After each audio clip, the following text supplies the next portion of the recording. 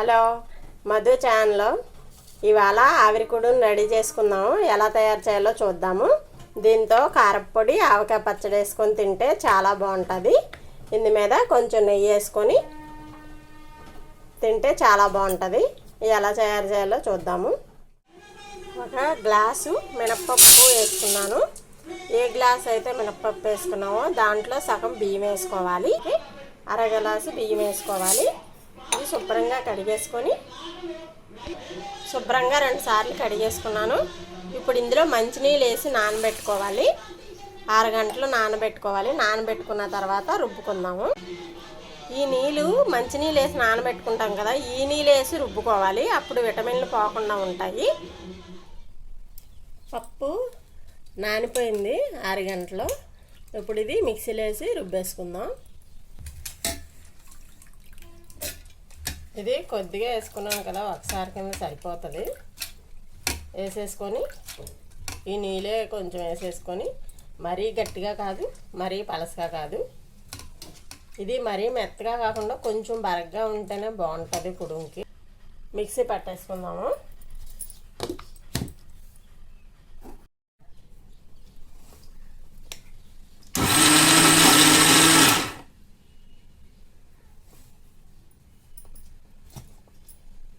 చూద్దాము.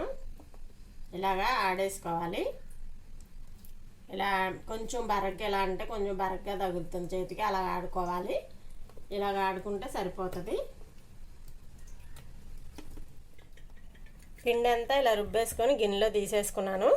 ఇప్పుడు ఇందులోని ఉప్పు కలుపుకుందాము. 1 స్పూన్ వేసాను. బాగా ఉప్పు కలిపేసుకొని ఆవిరి కుడుము పెట్టుకుందాము. ఉప్పు కలిపేసుకున్నాను. ఇది పక్కన పెట్టుకొని ఇప్పుడు ఇందులోని ఒక కాటన్ క్లాత్ తీసుకొని ఇలా తడిపేసాను. బాగా జాడిచ్చేసి ఇలా తడిపేసాను. ఇప్పుడు ఈ గిన్నె తీసుకున్నాను. ఇప్పుడు ఈ గిన్నెలోని 1 గ్లాస్ నీళ్ళు పోసుకుందాము. అది తీసుకొని శుభ్రంగా జాడించి పెట్టేసాను కదా, ఇది ఇలా పెట్టేసుకుందాము. ఇలా పెట్టేసుకొని గట్టిగా తాడు కట్టేసుకోవాలి. ఆవిరి పెట్టుకునేవి ఉంటాయి, అవి కూడా కొనుక్కోవచ్చు. అవి లేనప్పుడు ఇలా పెట్టుకోవాలి. పాతప్పుడు అన్నీ ఇలాగే పెట్టుకున్నారు మా అమ్మమ్మ లాలును. ఇప్పుడు అంటే ఆవిరి పెట్టుకునే వచ్చాయి. ఇలా కట్టేసుకొని ఇందులోని ఉప్పు కలుపుకున్నాం కదా, ఇది వేసుకోవాలి. మనకి ఎంత సైజు కావాలంటే అంత సైజు వేసుకోవచ్చు. లావుగా కావాలంటే లావుగా వేసుకోవచ్చు, పలసగా కావాలంటే పలసగా వేసుకోవచ్చు. మన ఇష్టం అన్నమాట.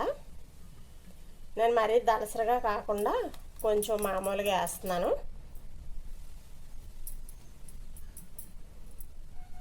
ఇలా వేసేసుకున్నాం కదా, ఇప్పుడు ఇందులోని ఈ క్లాత్ అంతా ఉంది కదా, ఇదంతా ఇలా మడిసేసుకోవాలి.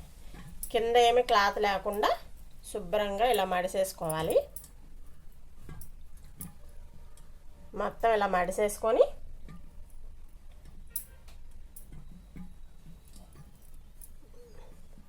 ఇలా మడిసేసుకొని ఇది పట్టేటట్టు ఒక ప్లేట్ కానీ ఒక గిన్నె కానీ ఇలా పెట్టేసుకోవాలన్నమాట. దీనికి మొత్తం ఇలాగ ఆవిరిపోకుండా, ఆవిరి కుడుము కదా అందుకని. ఇది ఇప్పుడు స్టవ్ మీద పెట్టేసి ఒక 10 నిమిషాలు ఉడికిద్దాం.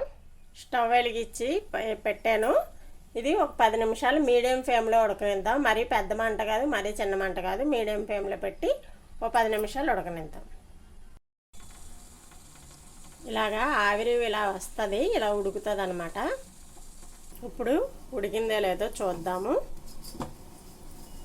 ఇప్పుడంతా ఈ క్లాత్ అంతా ఇలా తీసేసి ఉడికిందో లేదో చెక్ చేసుకోవాలి. ఇప్పుడు ఒక చాకు తీసుకొని ఈ మధ్యలో ఇలా గుచ్చితే దీనికి ఏమన్నా తడి ఉన్నదో లేదో చూసుకోవాలి. తడి లేకపోతే అప్పుడు ఉడికిపోయినట్టు అనమాట.